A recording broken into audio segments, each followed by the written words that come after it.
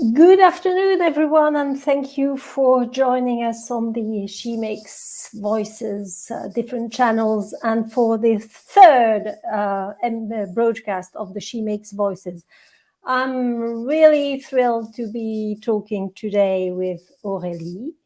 Aurélie Mossé is a design-led researcher at Ensadlab, and she's the co-founder of the Soft Matters Research Group. She's also the organizer of multiple events, one of the most recent ones being in September, Fashion as Indiscipline. And as you know, in TCBL, we love indiscipline. So we were very happy to be there. Also, what she has done very recently in her career is that create for the first time a very strong project which was interdisciplinary, which was uniting architecture, design, and microbiology. Do you believe that for higher education, in design, this is really extraordinary. I am Frédérique Thureau. I am the coordinator of the Shemakes project. As you know, Shemakes project is a 2-year project which is funded by the European Union H2020 program. And it has received a grant to develop a community of innovators and businesses and to help women grow their initiatives, grow their communities, and grow their impact on the future of the textile and clothing sector. So practical details, we will with Aurélie about, what is important about herself, what is important about women and innovation, and what is important in the textile and clothing business. And obviously, if you have questions, do put them in the chat or in the comments, and we will be able to answer to that soon. So the floor is yours, Aurélie. My first question would be, do you have any moment in mind when you knew that you wanted to be a textile and clothing researcher?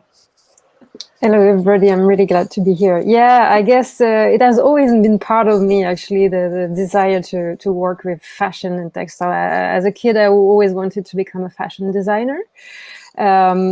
Things changed a little bit slightly when I actually reached a foundation course in Paris, where I realized my interest in fashion was much more related to innovation and materials. So I actually went into a more textile-related path, but also a research one. But I guess also I met quite a few people along my way that actually helped me keep my motivation also.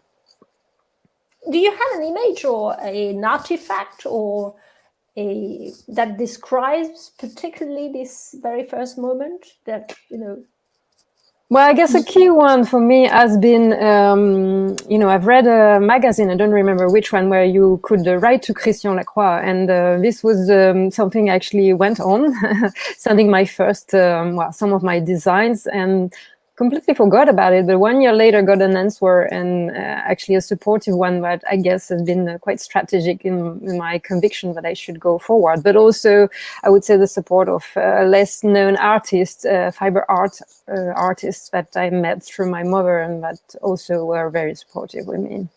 Okay, well, that's quite nice support to receive a good encouragement from Christian Lacroix. It's not a bad one to start a career.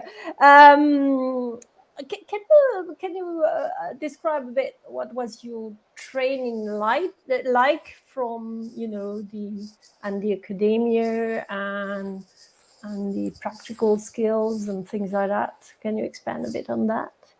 Yeah, so as I said, it was very clear to me that I wanted to do fashion design, so I had plenty of time to actually look at which curricula would be interesting for me. And I had the chance to actually do my BA in Paris, in Supérieure, which was really the school I wanted to get in to develop textile design practice.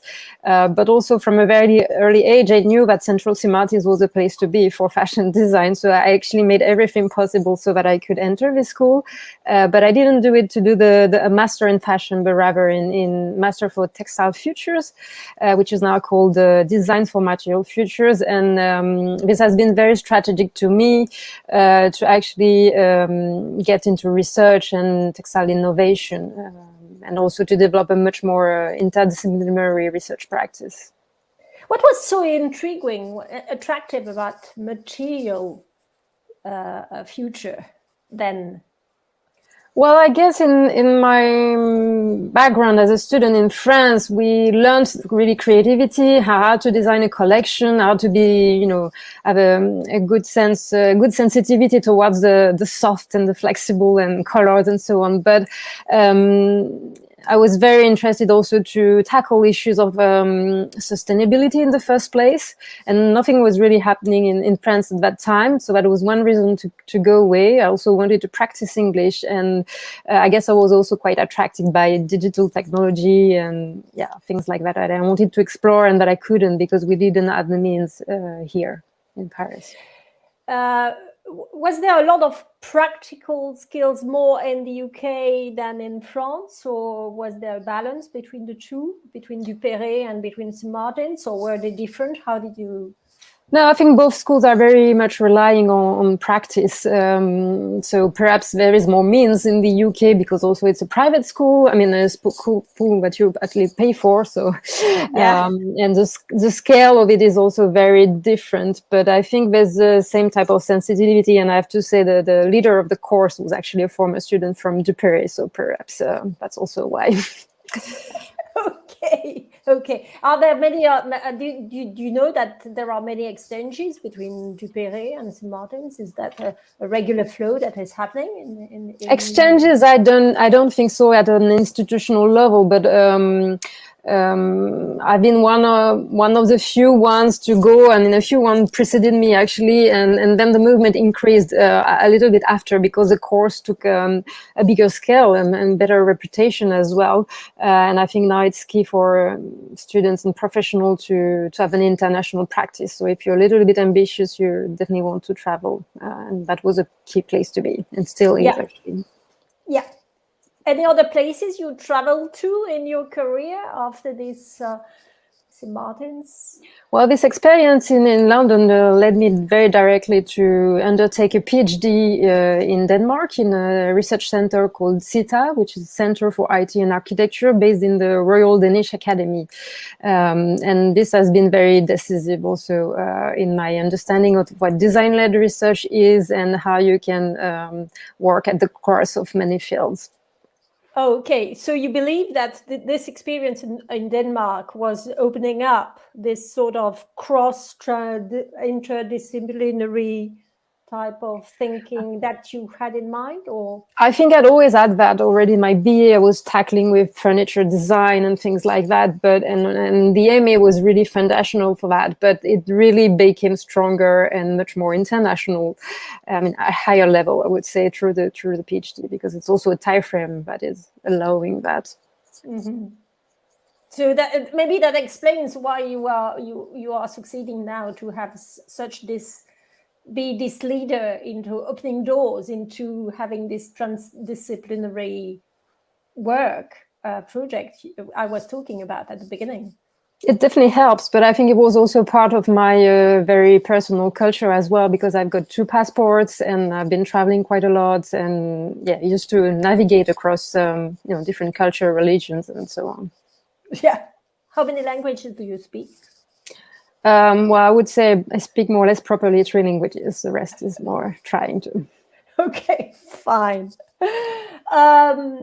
In your career, Aurélie, did you have the feeling, what did you think about being a woman? You know, was it a positive thing? What is a barrier? Can you reflect on that? I have to say it was not very much a question to me. It became very Indecently, I would say, because when you enter the textile design field, you're surrounded with women, and I grew up mainly with boys around me, so I would make a big difference. But it was never related in my mind to the kind of outcomes I would produce, whether it's research or design. It became a much more, conscious issue in the past 10 years, I would say, and especially related to academia, where there's a lack of women in general in this area, but not really in textile design research. It's still very much woman dominated. Yes, but in academia, you would say that there is a narrower path for women to go. I think things are really changing, but probably the people that have been supervising my PhD and so on actually experience, a lot of biases about textile design being something not really theoretical, something very feminine, linked to the practical, so a kind of lack of recognition and depreciation, perhaps, in sometimes. I have to say things have been changing for me at the time I was involved in that. So I haven't felt a lot of barriers personally. Especially also because I was living in countries that were a little bit less Latin, and where the gender mixity and equality was stronger as well. So living in Denmark for that was actually a good way to start to reflect on my own experience prior and after in France. Right. Okay. You are mentioning cultural differences between North and South, and I think they are still very much embedded into our European common past. But do you believe that being a woman brought something else to your research? You didn't sensitivity, nature? I don't know if it's being a woman or being involved in textile design, but you definitely have a kind of eye and a specific sensitivity that is linked to the soft and the flexible, perhaps a sense of porosity and a will to bridge gaps, actually. But again, it's really difficult for me to make the part between my personal cultural experiences, what the feeling is bringing. But I think we are unique as individuals, and I'm really actually inclined. I believe we have both a feminine and a masculine part, and what is important is to find the balance between the two as an individual and as a group, and it can be represented in many ways. Right. And do you believe that there is a balance now in the soft matters groups, or between these? We try to tackle this balance. I wouldn't say it's always there, but we are quite mixed for a research group. I don't remember the numbers right now, but at least the core direction of the group is both feminine and masculine, and I think we are very attentive to that. Okay. Do you think if we want to encourage women to work into more design, into textile design, into fiber design, into soft mattress design, do you think we need to encourage them to develop particular specificities or particular things? Well, I'm going to be provocative, but I don't think we need to actually push women to enter this field. It's a female-dominated space, so I think we need to inspire men to actually enter this field. What needs to be done, probably in relation to being a woman in this field, is to promote more leadership, more entrepreneurship, so that we kind of break the hierarchies in companies and institutions, but I don't think we have a problem in attracting women to this field. Okay, it's more a problem of then climbing the ladder and the glass ceiling. Yeah, building also confidence and power in themselves so that they can push for that as well themselves. Yes. Do you accompany your students in building this sort of self-confidence and soft skills and leadership? It's an everyday duty, but it's not always easy. And I do it more specifically at the PhD level, where I've got more time and involvement. But this is always, not a very easy balance to build. Okay. Can we come back to the to this third idea, or about innovation? How would you define innovation in your practice in a few words? We are targeting a general public, so be simple, find images, find analogies. Well, it's looking for something new, and new can be many things. It can be new materials, new way to craft things. And I think very much of innovation should orient it towards sustainability. So materials and processes that are more respectful of the environment with less impact, I would say, on the environment. Okay. New crafts, what do you mean by that? Well, new way to process materials, new way to carry on stories, and new perceptions, new visions as well.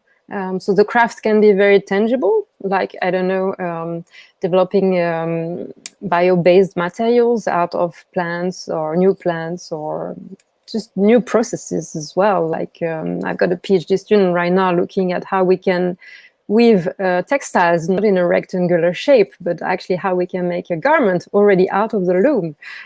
So weaving, we've been doing that for millennials, but we have forgotten actually a little bit that it can be something else than just a square or a rectangle. So you mean that you are even thinking about making something out of the loom without like embroidery, like knitting, or like... Exactly like knitting. Like when the piece of fabric gets out of the loom, you get not a piece of fabric, but a whole garment fully constructed and ready to wear. Well, that's fantastic. And is that a prototype? Is that a research, or is that... It's a project, a PhD project led by Yuri Apollo-Drills, and is also already started the process earlier on in his BA and his master. Actually, master wasn't then taken here in ENSAD. Okay. I know also that you've been accompanying innovation in the in this big Cara project. Can you tell us more about this? How you worked with the Cara people for the innovation part? So the Cara project is much more my colleagues' domain. So I've been following up the field, and some of my students have been involved in exhibition and so on. But it's it's not really my full territory. Okay, but you had a couple of students that were working on that.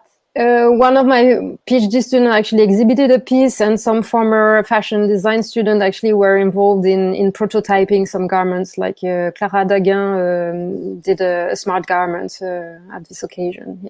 Yeah. Clara is doing quite impressive work. I believe I've seen her in fairs. She's quite wonderful about that. What do you think is going, in your opinion, what do you think is going to really disrupt the textile and clothing sector? Well, of course, I have a very material-driven way of thinking, right? So I guess I will tackle it from there. But I really believe we need new modes of production and fabrication. And what I'm really interested at the moment is what some people call biodesign. So the idea of designing with the living. So how we can co-design with bacteria, with trees, or it really depends on the process. And the reason to look at that is because nature is has a very bright way to produce things, but has a really little impact on the environment. So using little water, low temperatures, of course, producing little pollution as well. So we have a lot to learn from that, and I'm particularly interested, and I'm not the only one, because now also big fashion brands are getting into this area as well, like producing leather or pigments out of bacteria, for instance. Can you give us other examples to make that concrete? Being inspired by a tree for design, or well, yeah, there's a company, I don't remember the name, I think it's based in the UK, that is growing furniture directly out of the tree. So it takes, I don't know, 10, 15 years to sculpt the chair in the right shape, and then you got a chair just straight out of the tree, really. But you can also get pigments from bacteria. So you grow bacteria in a bioreactor, and they produce some colors that you can after a bit of work, use as a colorant for textile. And this is what the startup Pili, for instance, is doing in France at the moment. Yeah, and others in the States and others quite a few in the world. In bio, when you are inspired by nature, then, but this is very interesting. But things also grow but get old in the nature. Is it something you are thinking about when you are exploring your research ideas?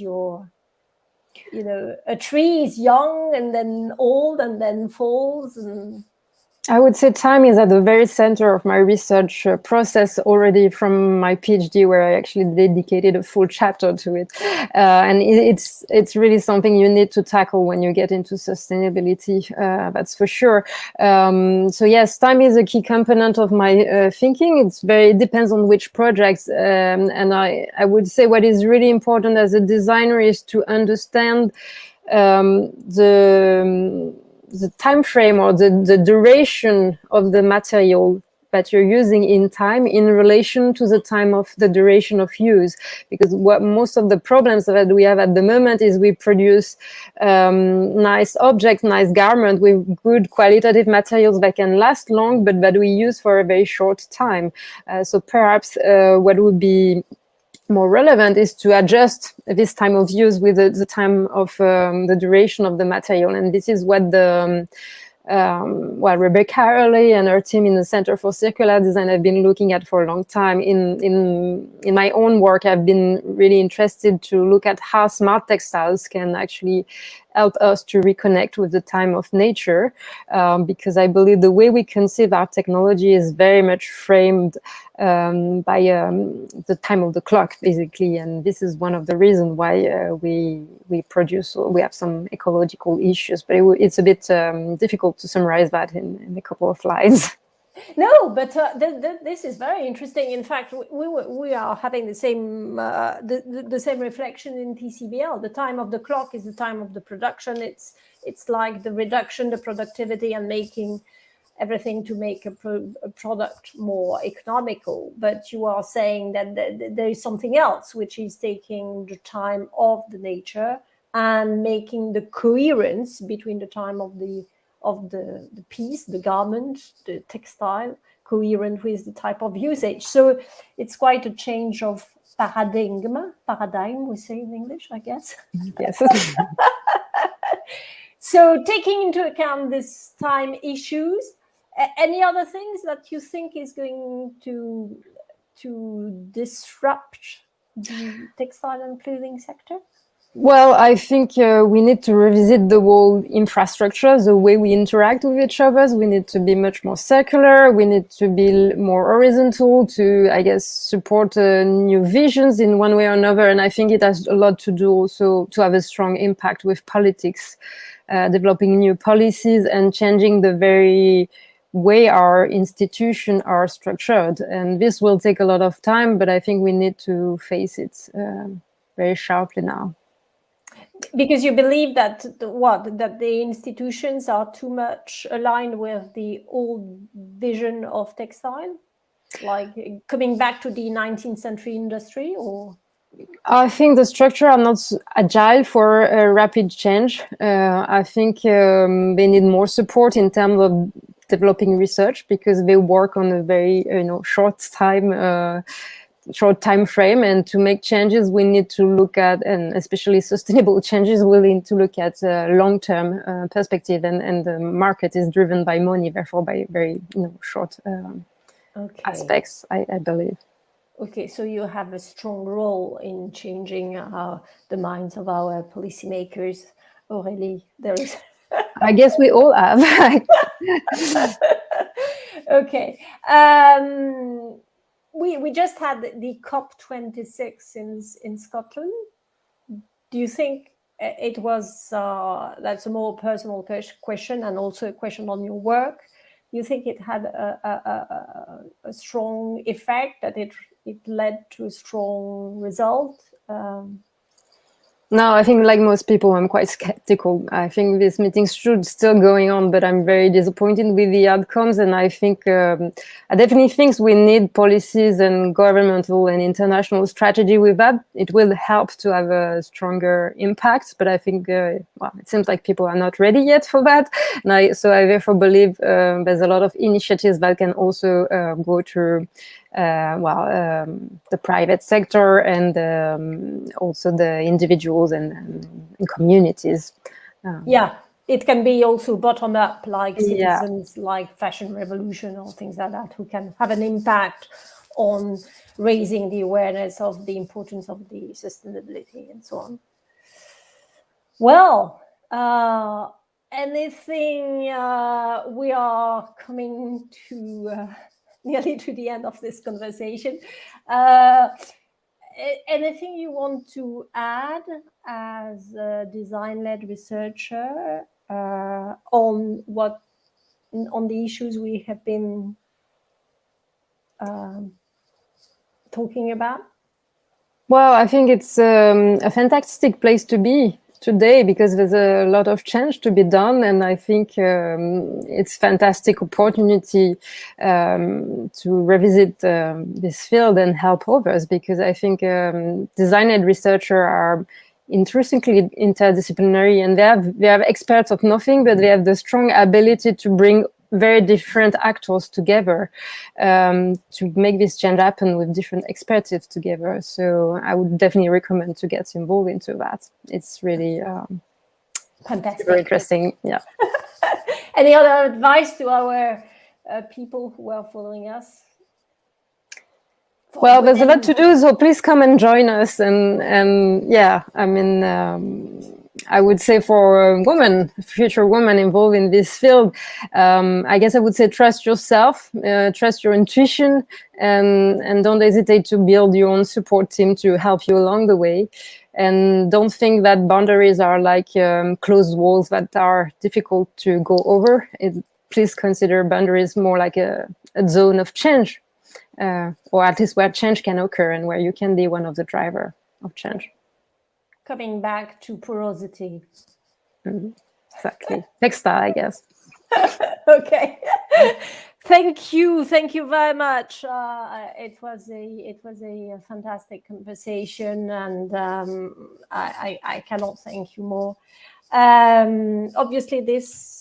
Unless I have some comments or I don't see comments or questions in the chat, this will be available on our channels. And as I said at the beginning, you are the third of these Shemakes Voices. And the next one will be on the 15th of December with Gabriela Macoveiu, who is a policymaker in the region of Romania, northeast Romania, and she's a very, very interesting person. So if you want to join us again in the next conversation, do not hesitate. We will be happy to see you again. And that's it for me. Well, thank you for this moment. Je t'en prie. On peut parler en français? On peut, effectivement.